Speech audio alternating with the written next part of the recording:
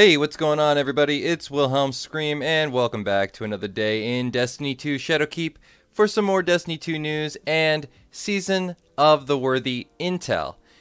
And today, guys, I'm going to be sharing with you a pretty broken exotic glitch. This is kind of amazing that stuff like this keeps happening.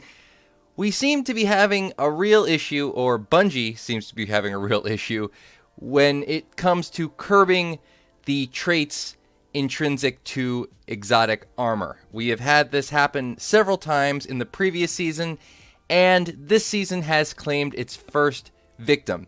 Not really a victim to you or I, beneficial to you and me, but I have a feeling that this exotic is going to be either disabled from the game or, well, we'll see how it changes over the next couple of weeks. But the glitch associated with this exotic is absolutely crazy. I'm going to get to all this information regarding this exotic piece of armor in just 1 second, but first, I just want to remind everybody I'm still doing the giveaway on my YouTube channel at 20,000 subscribers, which is absolutely crazy. All you have to do to be entered into that giveaway is like the video, subscribe to the YouTube channel, turn on the notifications, the bell, right next to the big red subscribe button, and follow me on Instagram or Twitter. They'll be linked in the description box below. And as always, guys, if you stick around to the end of the video, I'll have a secret hashtag you can leave in the comments section to be entered into that giveaway a second time for this video. And remember, guys, these secret hashtags stack between all videos. So if you haven't done it on a previous piece of content on this channel, go back, check out another video, and of course, do it again.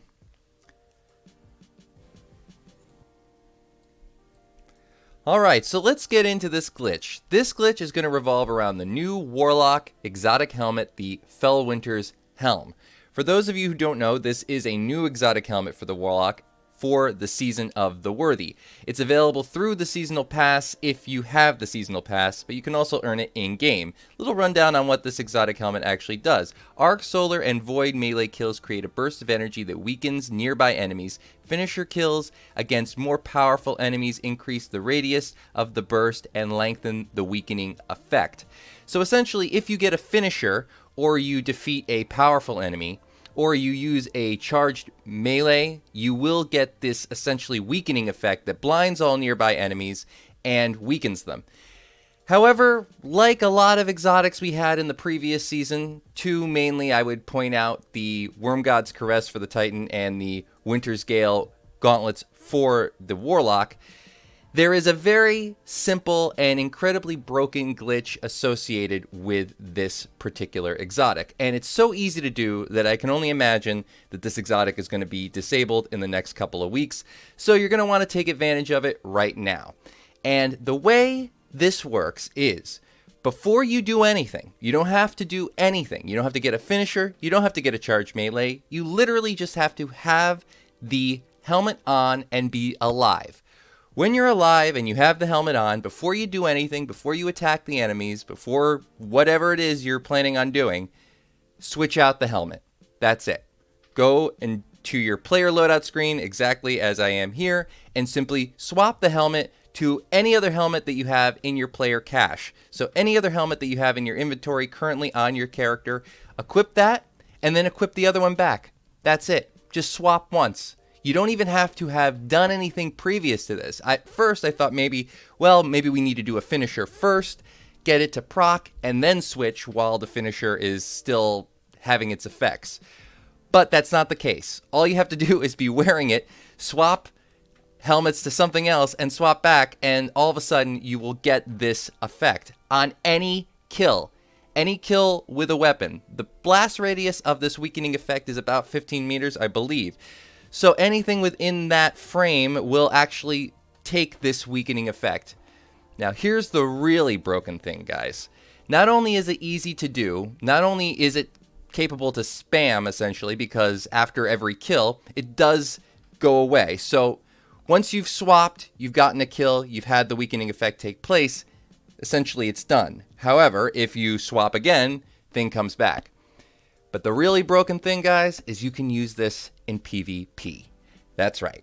Not just in PvE. You can literally just cheese every single person you will come up against And well, Trials is coming around, guys, and I can't imagine that it's not going to be filled with people doing this.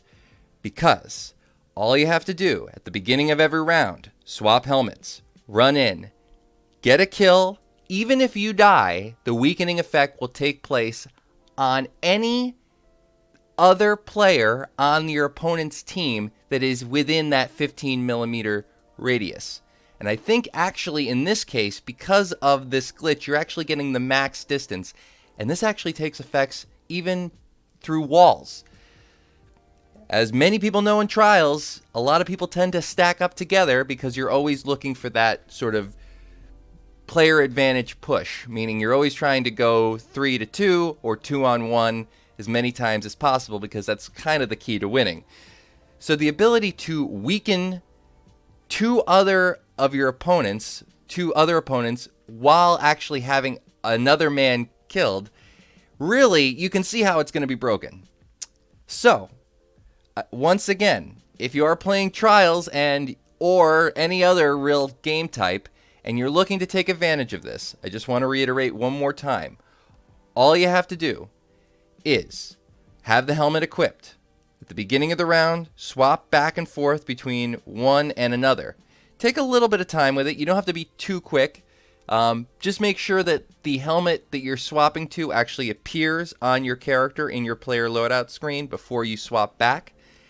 Then all you have to do is get one fairly close proximity kill on any of the enemies, though I have seen this work with sniper rifles as well within a certain range, and it will blind and weaken all the teammates of said enemy that you have killed, allowing your friends to just swoop in and clean up the rest, even if you die.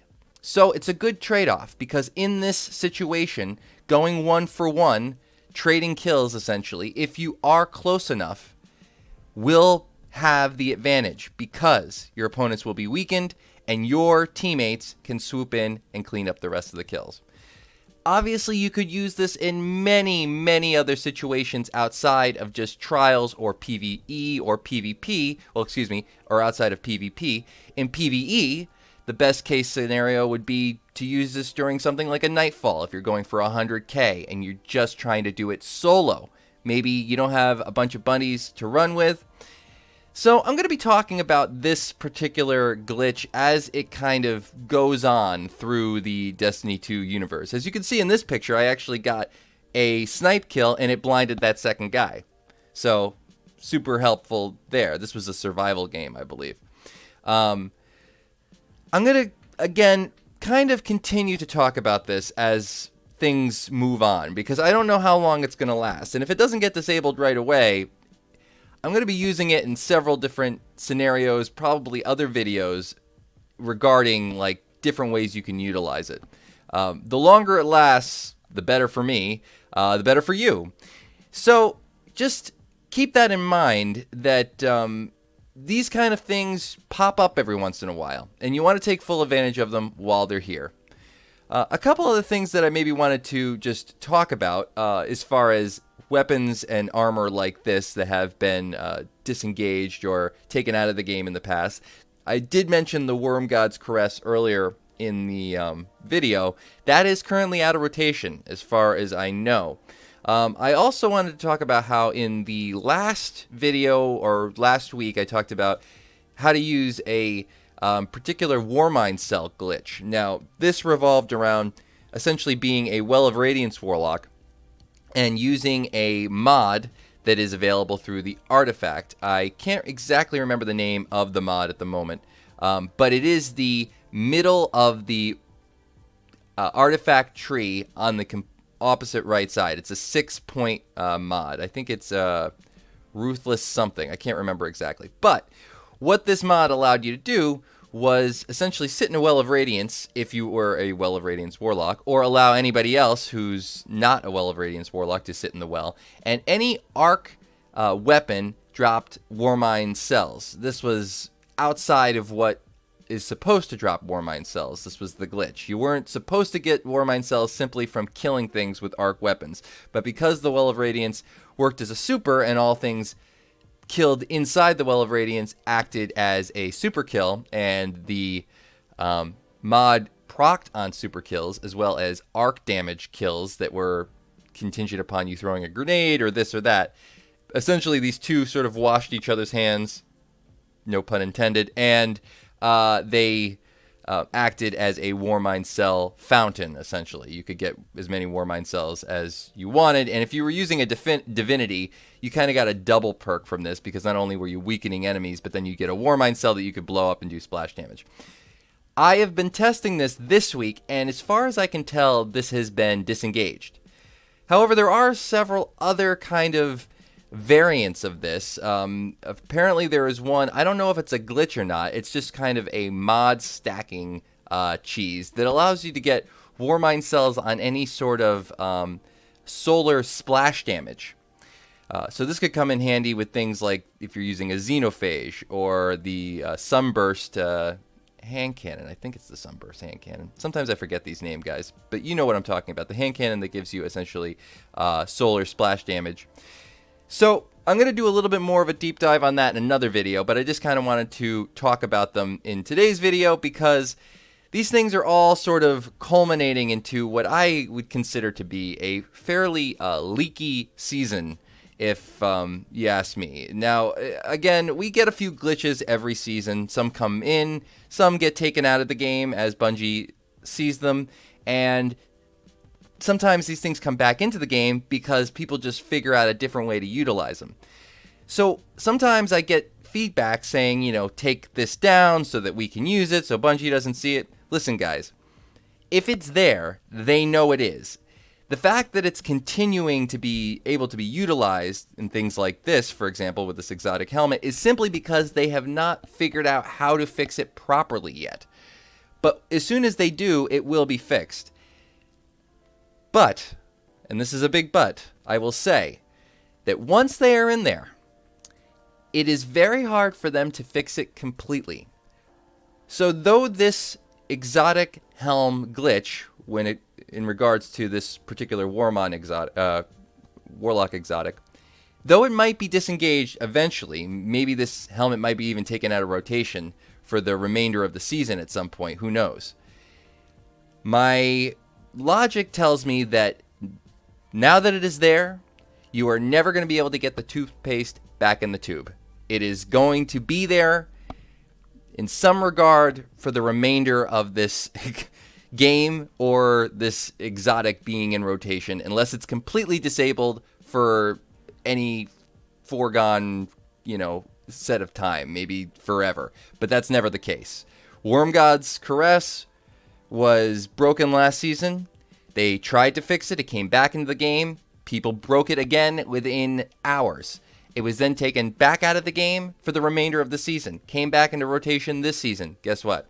No longer in rotation because it was broken again. So, I have a feeling that at some point, like I said, this might be taken out of rotation, but we'll figure out the next thing to do. So it's important that everybody knows about these things, because if you don't know, I guarantee you more experienced players will. So you're just going to have that much more of a disadvantage when playing them in Trials or Survival or Iron Banner or whatever else you might be doing. Also, if you want to take advantage of all the things that are available in the game, such as Nightfalls for Pinnacle Gear and or the Raid, sometimes it's hard to find a group if you are just kind of a casual player and you end up playing more solo. I'm somebody who has a fairly good community of people. I still find myself playing solo often. So it's just another thing for you to know so that you can take full advantage of the things that are in the game and not just the things that only solo players have to take advantage of in the game. So that's going to be it for all the information in today's video, guys. I know I went on a little bit of a rant there at the end, but again, I just wanted to reiterate that I feel that this stuff is important, that if one person knows it, the whole community should know it, so that it's just out there in the open.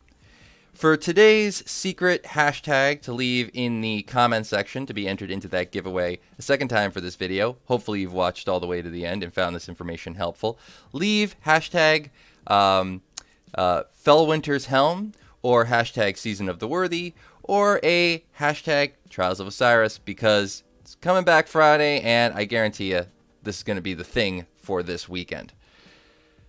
Thank you all again so much for watching. Appreciate you all being here. And as always, I am Wilhelm Scream. We will see you in the next video. Little.